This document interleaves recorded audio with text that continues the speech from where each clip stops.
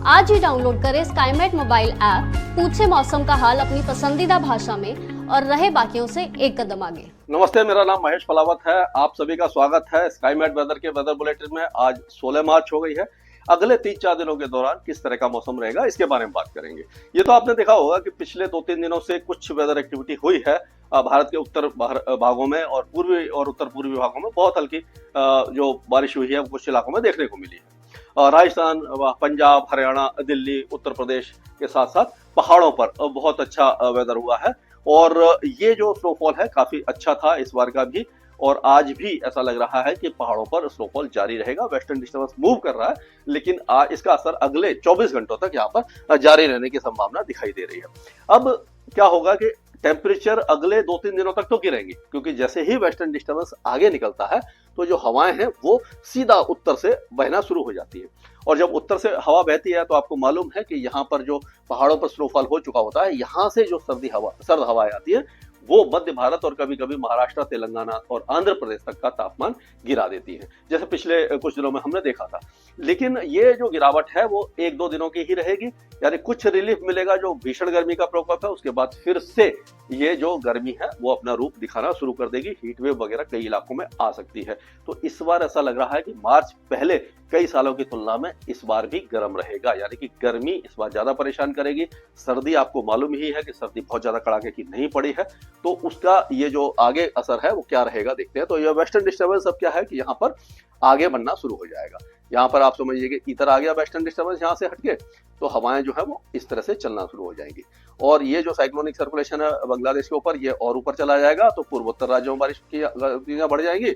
और ये जो साइक्लोनिक सर्कुलेशन आप देख रहे हैं उत्तर प्रदेश में, इसका असर पूर्वी उत्तर प्रदेश, बिहार और झारखंड के कुछ इलाकों में हल्की बारिश के रूप में दिखाई देने लग जाएगा। इस तरह से ये देखिए, तो ये पहाड़ों पर जो है, जो गिलगित बाल्टिस्तान, मुजफ्फराबाद और जम्मू कश्मीर में आज जो स्नोफॉल है और बारिश है वो काफी कम हो जाएगी।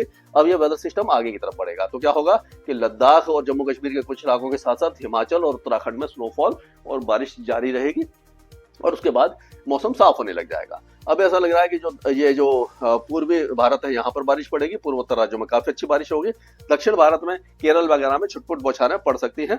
और ये जब जैसे आगे बढ़ेंगे हम 16 तारीख के बाद ये मतलब 17 तारीख से ये देखिए हवाएं जो है उत्तर दिशा से बहने लग जाएंगी। और आप पूर्वी उत्तर प्रदेश से लेकर के बिहार, गंगा, पश्चिम बंगाल, यहाँ पर काफी तेज हवाएं चलेंगी। पश्चिम दिशा से आप कह सकते हैं कि गोंडा, बस्ती, गोरखपुर, ये जो इलाके हैं, सिद्धार्थनगर, कुशीनगर, गाजीपुर, मऊ, बलिया, यहाँ से लेकर के आपका जो चंपारण है, सीतामढ़ी है, मुजफ्फरपुर है, पटना, गया, नवादा, भागलपुर, खगड़िया, कटिहार, फॉरबिसगंज, सभी जगह पर जो तेज हवाएं हैं वो अपना रूप दिखाएंगी, यानी तेज चलेंगी, जिसके कारण क्या होगा, फसलों को कुछ नुकसान होने की आशंका दिखाई दे रही है। थोड़ा सा आपको ध्यान रखने की जरूरत है। ये जो बारिश होगी आज बहुत हल्की होगी, मतलब बहुत ज्यादा कुछ वेदर एक्टिविटी से ज्यादा दिखाई नहीं दे रही है, लेकिन हाँ ये बारिश, ये जो हवाएं हैं ये नुकसान पहुंचा सकती है। इस तरह का ये वेस्टर्न डिस्टर्बेंस आगे निकलता है तो इस तरह से हवा चलती है, जो आपको पहले बता दिया था। ये उत्तरी हवाएं जो है वो ये देखिए आप गुजरात और राजस्थान और मध्य प्रदेश, महाराष्ट्र तक भी दिखाई देगी। मुंबई और उसके आसपास के इलाकों में भी टेम्परेचर गिरेगा, यानी कि जलगांव, धुले, नंदुरबार, ये संभाजी नगर और जो बाकी और इलाके नासिक है और मुंबई, थाने, दहानू, ये सारे इलाकों में, नागपुर, अकोला, अमरावती, वाशिम, भंडारा, सभी इलाकों में टेम्परेचर कुछ गिरेगा। और उसी तरह से हम देखेंगे राजस्थान के ज्यादातर इलाकों के साथ साथ जो गुजरात में गर्मी है वो भी कम हो जाएगी। और उसी तरह ग्वालियर संभाग से लेकर के जो ये आपका शाजापुर, गुना, शिवपुरी और खांडवा, खरगोन, उज्जैन, रतलाम, नीमच, भोपाल, ये सारे हरदा वगैरह सभी इलाके में टेम्परेचर में कुछ गिरावट आपको दिखाई जरूर देगी। अब अगर एक एक राज्य के बारे में बात करते हैं हम, तो देखिए राज्य के बारे में अगर देखें तो आज जो बारिश की गतिविधियां हैं वो गिलगित बाल्टिस्तान, मुजफ्फराबाद, इन सारे इलाकों में कम हो जाएगी। लद्दाख और जम्मू कश्मीर के पूर्वी इलाकों में, कारगिल वगैरह में रहेगी। और उसके बाद कल से मौसम साफ होने लग जाएगा। उसी तरह से हिमाचल प्रदेश में आज अच्छा स्नोफॉल ऊंचे पहाड़ों पर दिखाई देगा, निचले इलाकों में बारिश रहेगी। और कल यानी 17 तारीख को काफी ज्यादा वेदर साफ होने लग जाएगा। उत्तराखंड के ऊंचे पहाड़ों पर आज स्नोफॉल अच्छा दिखाई दे रहा है। कल से मौसम साफ होने लग जाएगा और फिर उसके बाद अगला वेस्टर्न डिस्टर्बेंस 4-5 दिनों तक नहीं दिखाई दे रहा है, यानी मौसम पूरी तरह साफ रहेगा और एक तरह से आप कह सकते हैं तेज धूप निकलेगी, दिन में हल्की गर्मी हो सकती है और रात का मौसम अभी भी काफी ज्यादा ठंडा रहने वाला है। पंजाब में अब जो टेम्परेचर गिरने लगे हैं, आज बारिश की गतिविधियां बहुत हल्की कुछ ऊंचे इलाकों में हो सकती है, यानी जो पठानकोट, गुरदासपुर, अमृतसर, होशियारपुर यहाँ पर बूंदाबांदी हो सकती है, लेकिन अब उत्तरी हवाएं चलने लगी हैं तो यहाँ पर टेम्परेचर अब गिरेंगे। हरियाणा में भी अब वेदर एक्टिविटी लगभग समाप्त हो चुकी है और अब क्या है कि जो टेम्परेचर है वो उत्तरी हवा के कारण दिल्ली और हरियाणा दोनों में गिरेंगे। अब उत्तर प्रदेश की अगर हम बात करते हैं तो हो सकता है कि आज ये जो बारिश है वो ये फिरोजाबाद, मथुरा, हाथरस, मैनपुरी यहाँ पर हल्की फुल्की हो जाए और पीलीभीत, लखीमपुर खीरी, बहराइच, सीतापुर, बलरामपुर, श्रावस्ती, सिद्धार्थनगर, महाराजगंज, खुशीनगर, गोंडा, बस्ती, गोरखपुर, देवरिया यहाँ पर बादल छाए या बहुत हल्की बारिश की गतिविधियां दिखाई दे सकती हैं। और उसके बाद क्या होगा कि हवा तेज चलने लग जाएगी और जो टेम्परेचर है वो गिरने लग जाएंगे। उसी तरह से बिहार में भी लग रहा है कि पश्चिम चंपारण, पूर्वी चंपारण, सीतामढ़ी, मधुबनी, सुपौल, अररिया, दरभंगा, मुजफ्फरपुर, सारण, सिवान, वैशाली, समस्तीपुर, ये जो इलाके हैं यहाँ पर हल्की बौछारें पड़ सकती हैं, बादल भी छा सकते हैं। कल से 17 तारीख से हवाएं काफी ज्यादा तेज हो जाएंगी और उप हिमालय ये झारखंड में जो कहीं कहीं पर बादल छाएंगे और बहुत हल्की बूंदाबांदी की संभावना दिखाई दे रही है।